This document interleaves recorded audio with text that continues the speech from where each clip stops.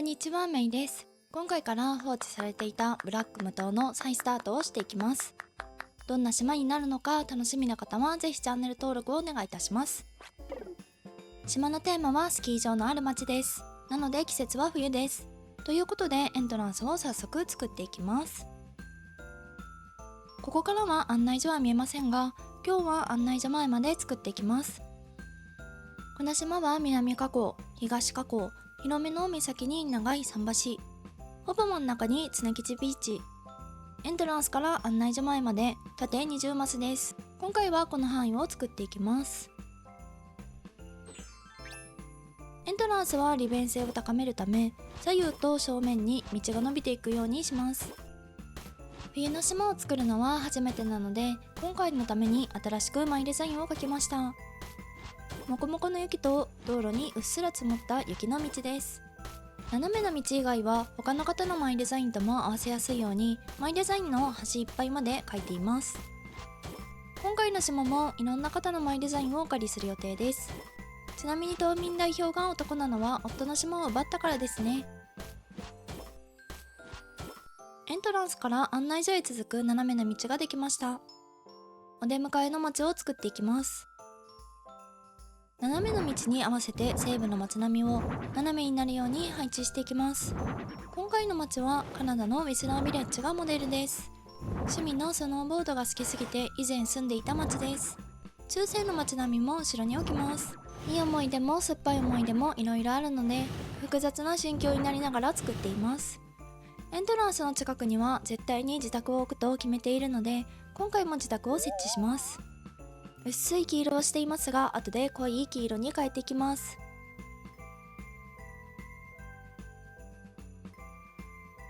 お出迎えの家の引っ越し完了です。自宅は荒れ放題の無法地帯なので今後整備します。このままだとお出迎えができませんからね。左と右が同じになるように家具を置いていきます。進捗報告です。1段目の大体の形ができたので2段目を作ります。建物を載せるだけの2段目です。物が多すぎて通れない場所があるとまた限定される対象ですね。いつでも島評価が星2つなので、今回はせめて星3つにしたいです。飛行機から見えてしまう場所はちゃんとマイデザインを貼ります。2段目は建物の2階になるので、それっぽくなるよう家具を置いていきます。明かり系の家具が気持ち多めですね。シンプルなパネルをマイデザインでリメイクしたものを置きます。細かい窓枠がある方がお借りしたもの、四角の窓は色味を合わせて新しく描いたものです。西部の街並みは背中合わせにしておきます。お借りしたマイデザインは概要欄に書いてありますので、そちらをご覧ください。自宅裏門掛けを拡張して自宅も大きく見せていきます。どうやら見えっ張りな島民代表のようですね。ここは飛行機から見えないかもしれませんが、念のためにマイデザインを敷いています。自宅の色に合わせて家具も黄色です。左側は左下の雰囲気と合わせて茶色に、下と合わせると一体感が出ていい感じになりやすいなぁと当たり前のことを言ってみます。2段目ができました。雪が降ってきていい感じです。1段目を細かく飾り付けます。夜に撮影することがほぼないので、シンプルなパネルの窓を光らせていきます。屋外暖炉は火のパチパチ音が欲しかったために設置。木は L サイズで少し小さめ。手前は高くして奥を低くする疑似遠近法を使うためですね。温まる位置に椅子を置いて対策バッチリ。オレンジ色が入ることで建物内の暖かさを表現。こちら側の木は最大サイズにします。シンプルなパネルを多用する初期の頃のクリエイトを思い出しますね。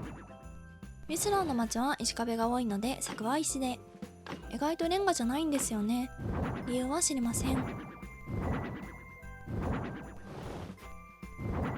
自宅前のスペースが気になるので、とりあえず雪だるまを置きます。右側の斜めの街ができました。次は左側の街を作ります。エントランスから見たとき、ここは道を隠してしまうため、小さめな木を植えていきます。左側のお店はお酒を飲めるところにします。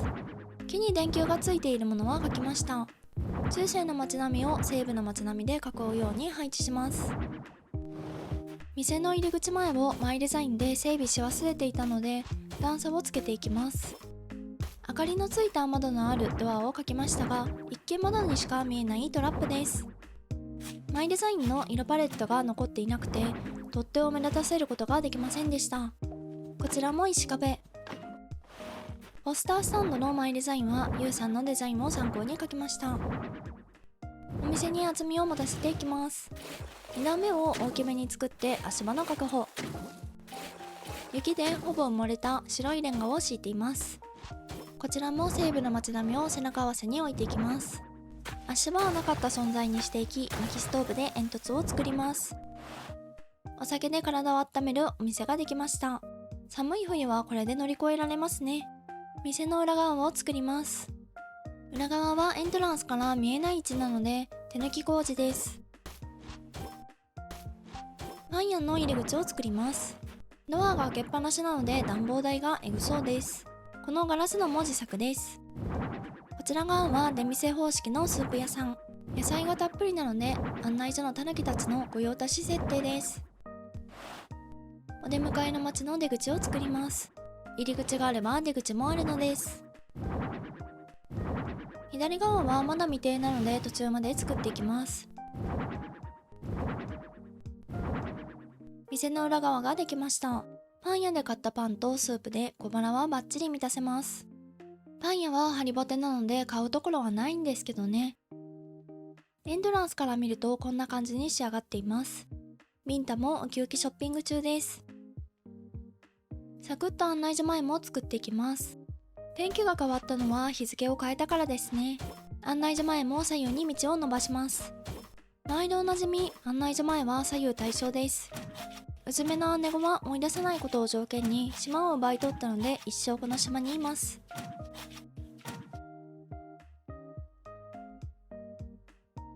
真ん中に行くにつれて小さくなるように成長止めをしています。手前の街がごちゃごちゃしているので案内所前は比較的シンプルにします。構造がシンプルなだけで物はたっぷり置きます。街とのつなぎ目は物を置いても手前の存在にかき消されてしまうので、あまり物を置かないようにし、背が低い家具を中心にしていきます。案内所前ができました。空いている部分は未来の私が作ります。これで全て完成です。雪の街のエントランスはいかがだったでしょうか。チラチラ見てくるうずめが気になる方はぜひいいねボタン、チャンネル登録、メンバー登録がまだの方はお願いいたします。SNS もやっていますのでお気軽にフォローしてくださいね。最後までご視聴ありがとうございました。また次回の動画でお会いいたしましょう。